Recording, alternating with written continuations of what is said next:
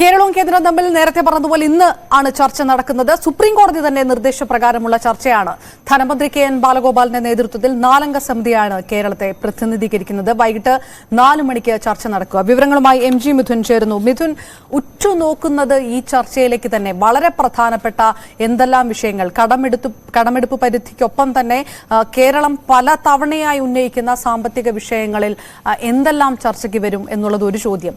കേന്ദ്രം അയയുമോ ഈ വിഷയത്തിനകത്ത്? ഒരു അനുനയ ശ്രമത്തിന് കേരളത്തിന് സാധിക്കുമോ എന്നുള്ള കാര്യം. കേന്ദ്രം ചില നിലപാടുകളൊക്കെ ഇതിനകത്ത് നേരത്തെ തന്നെ വ്യക്തമാക്കിയിട്ടുണ്ട്. അത് സുപ്രീം കോടതിയിലും വ്യക്തമാക്കിയിട്ടുണ്ട്. അത് അധിക കടമെടുപ്പ് അനുവദിക്കാനാവുകയില്ല എന്നുള്ളതാണ്. അവിടെ തന്നെ കേരളം ഉന്നയിക്കുന്ന ആദ്യ ആവശ്യം തന്നെ പരിഗണിക്കാനാവുകയില്ല എന്നൊരു നിലപാടെടുത്ത സാഹചര്യമുണ്ട് കേന്ദ്രം. അപ്പോൾ ആ ഒരു സാഹചര്യത്തിൽ, ആ ഒരു പശ്ചാത്തലത്തിൽ എങ്ങനെയാണ് ഈ ചർച്ചയെക്കുറിച്ച് പ്രതീക്ഷിക്കേണ്ടത്? അപർണ, അതായത് ചർച്ച നടത്തി സമവായത്തിലൂടെ പ്രശ്നം പരിഹരിക്കണമെന്ന സുപ്രീം കോടതിയുടെ നിർദ്ദേശം അത് സംസ്ഥാനവും കേന്ദ്രവും അംഗീകരിച്ചതിനെ തുടർന്നാണ് ഇത്തരത്തിലൊരു ചർച്ചയ്ക്ക് കളമൊരുങ്ങുന്നത്. വൈകിട്ട് 4 മണിക്കാണ് ചർച്ച നടക്കുന്നത്. സംഘത്തിൽ ധനമന്ത്രിക്ക് പുറമെ മുഖ്യമന്ത്രിയുടെ principal secretary doctor KM Abraham, ധനകാര്യ വകുപ്പ് additional chief secretary RK Agarwal, advocate general RK ഗോപാലകൃഷ്ണകുറുപ്പ് എന്നിവരാണ് മറ്റംഗങ്ങളുള്ളത്. ആദ്യഘട്ടം നമുക്കറിയാം, കടമെടുപ്പ് പരിധി വെട്ടിക്കുറച്ച കേന്ദ്ര നടപടിക്കെതിരെ ഒരു രാഷ്ട്രീയ പോരാട്ടത്തിനായിരുന്നു ആദ്യം CPM കടന്നത്. ഡൽഹിയിൽ പോയി സമരം ചെയ്ത് നമ്മൾ കാണുകയും ചെയ്തു. അതിനുശേഷമാണ് എന്നാൽ ഇതിനൊപ്പം സുപ്രീം കോടതി ഒരു നിയമ പോരാട്ടത്തിലേക്ക് കൂടി കടക്കണമെന്നുള്ളൊരു നിർദ്ദേശം ധനമന്ത്രി മുന്നോട്ട് വെക്കുന്നത്. അത് മുഖ്യമന്ത്രിയും ഒപ്പം തന്നെ CPM അംഗീകരിച്ചതിനെ തുടർന്നാണ് സുപ്രീം കോടതിയെ സമീപിക്കാൻ സംസ്ഥാന സർക്കാർ തീരുമാനിക്കുകയും ചെയ്ത്. അപ്പോഴാണ് ഈ ഒരു കേസ് പരിഗണിക്കുന്ന വേളയിൽ കേരളത്തിന് വേണ്ടി ഹാജരായ മുതിർന്ന അഭിഭാഷകൻ കൂടിയായിട്ടുള്ള കപിൽ സിബൽ പ്രധാനമായും മുന്നോട്ട് വെച്ചൊരു കാര്യമുണ്ട്. അതായത് ലോക്സഭാ തെരഞ്ഞെടുപ്പ് അടുത്തിരിക്കുന്ന ഒരു സാഹചര്യമാണ്.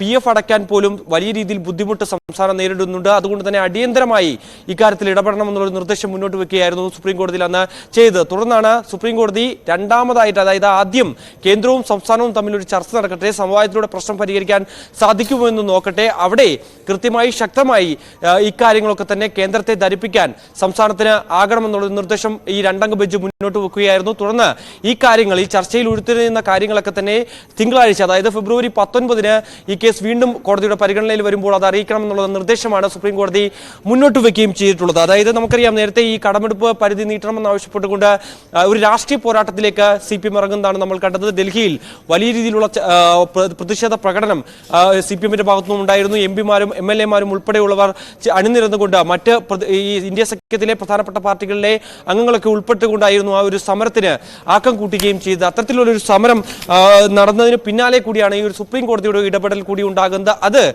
കേന്ദ്രത്തെ അനുനയിപ്പിക്കാൻ സാധിക്കുമോ അല്ലെങ്കിൽ മഞ്ഞുരുക്കുമോ എന്നുള്ളതൊക്കെ തന്നെയാണ് ഏവരും പ്രതീക്ഷിക്കുകയും ചെയ്യുന്നത്. അത്തരത്തിലുള്ളൊരു സാധ്യത ഉണ്ടോ എന്നുള്ളതാണ് നമ്മൾ ഏറ്റവും പ്രധാനമായി നോക്കേണ്ടത്.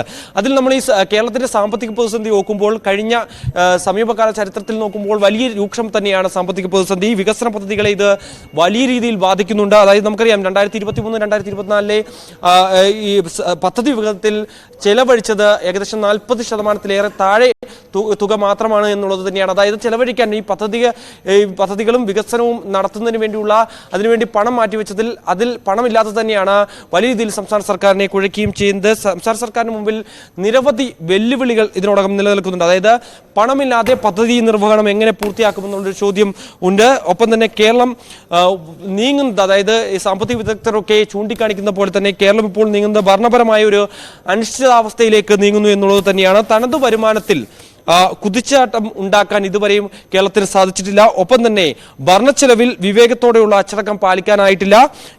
കൂടാതെ കേന്ദ്രത്തിൽ നിന്നുള്ള സഹായത്തിൽ കുറവ് വന്നത് വലിയ തിരിച്ചടിയായിട്ടുണ്ട്. സർക്കാരിന് മുന്നിൽ കടമെടുത്ത് മുന്നോട്ട് പോകാമെന്നുള്ള ഒരു വഴി മാത്രമാണുള്ളത്. പക്ഷേ ഇത് ഇക്കാര്യത്തിൽ സുപ്രീം കോടതിയിൽ കേന്ദ്ര സർക്കാർ സത്യവാങ്മൂലം സമർപ്പിച്ചപ്പോൾ ഈ രീതിയിൽ കടമെടുത്ത് മുന്നോട്ട് പോയാൽ വലിയ രീതിയിലുള്ള പ്രതിസന്ധിയിലേക്ക് കേരളം നീങ്ങുമെന്നുള്ളൊരു കാര്യമാണ് സുപ്രീം കോടതിയെ കേന്ദ്ര സർക്കാർ അറിയിച്ചിരിക്കുന്നത്. MG മിഥുൻ വിവരങ്ങൾ നൽകിയത്. ഇപ്പോൾ സാമ്പത്തിക വിദഗ്ധൻ കൂടിയായ ശ്രീ മോഹൻ കുമാറും നമുക്കൊപ്പം ചേരുന്നു. വളരെ പ്രതീക്ഷയോട്